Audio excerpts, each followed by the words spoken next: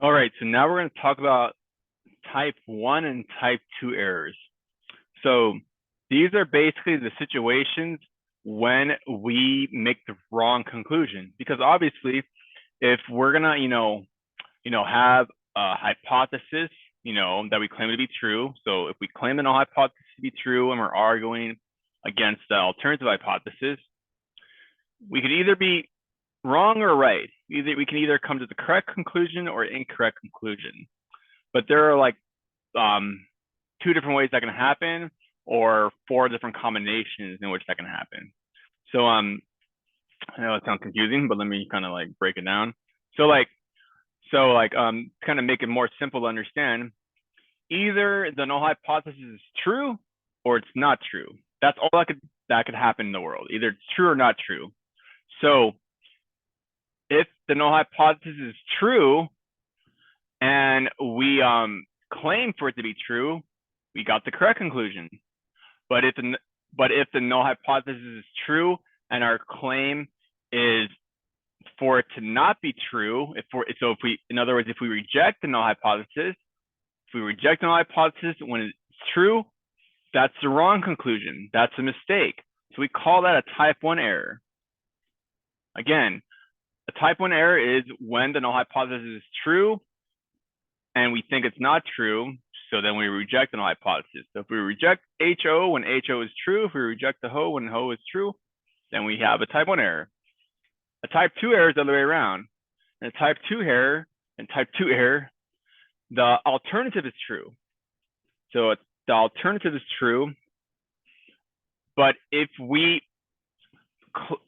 end up concluding that we're not gonna reject HO when the alternative is true, if we fail to reject the null hypothesis, if we fail to reject HO when the alternative is true, if we fail to reject HO when HA is true, that's also a mistake. That's also a wrong conclusion, and that's a type 2 error.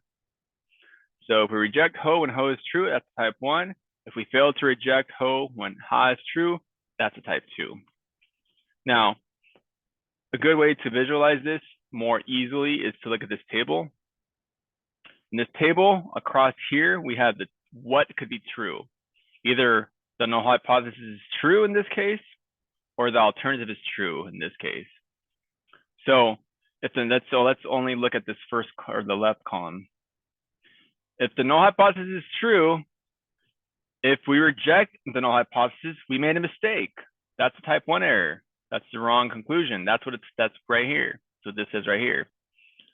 Now, if the null hypothesis is true and we fail to reject the null hypothesis, that's good. That's what we want. We came to the correct conclusion here.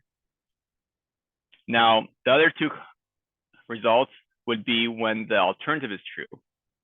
When the alternative is true, if we reject the null hypothesis, that's the correct conclusion. That's what we got. Alternative is true. We reject HO. That's the correct conclusion. That's what we want. If the alternative is true, though, and we fail to reject the null hypothesis, we made a mistake, and that's just type 2.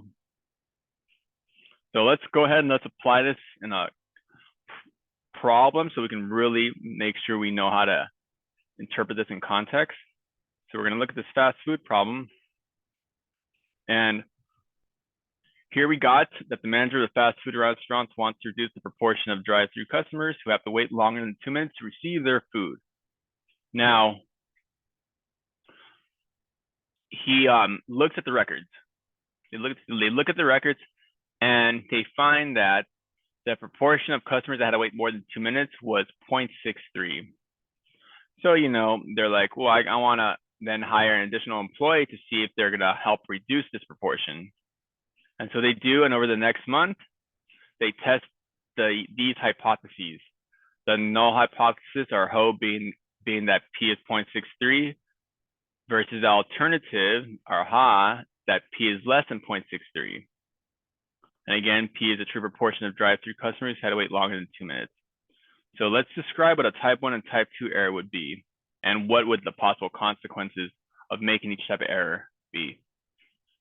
Okay, so one way I usually advise students to go about answering these, especially when you're just first learning this stuff, is decide on a truth. Decide either, for the null hypothesis to be true or decide on the how to be true. Just go with one. So I'm going to say, let's say that we're going to start off with Ho being true, that the null hypothesis is true. And write out what that means. Like, if the null hypothesis is true, that means that P is 0.63.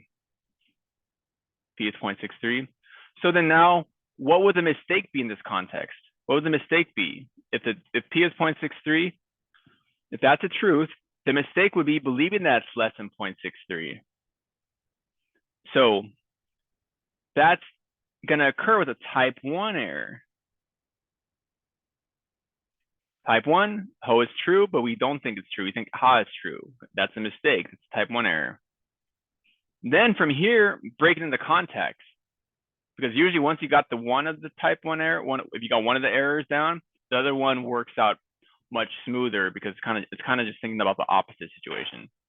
Okay, so now let's think of this in context. If Ho is true, then we're basically saying that, their proportion didn't change. Their proportion is still 0.63. But we thought it got lowered. We thought that the proportion got lowered. So we made the mistake of thinking that the additional employee we hired helped to reduce it. Because remember, we hire additional employee, we collect the data again, and the truth is that the proportion didn't reduce, it stayed the same, but we think it went down. So we think the new employee is helping, so we decide to keep them. But the reality is that they're not helping. They're actually wasting our money. We're wasting our money on them, believing that they're helping, but they're not.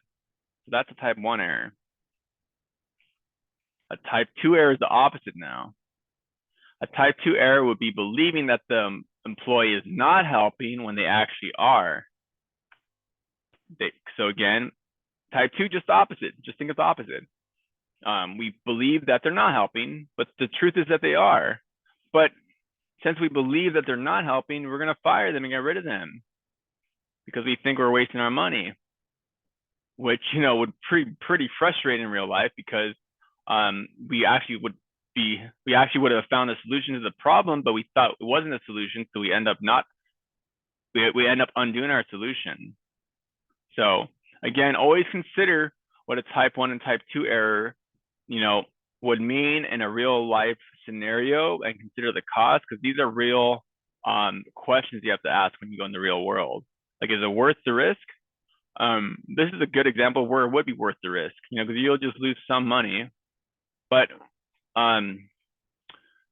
you want to make sure that you have the greatest chance. You want to basically reduce your chance of making an error. You want to have the greatest chance, maximize your chance of coming to the right conclusion. And we're going to talk about that later. So I hope that helps, and good luck with that.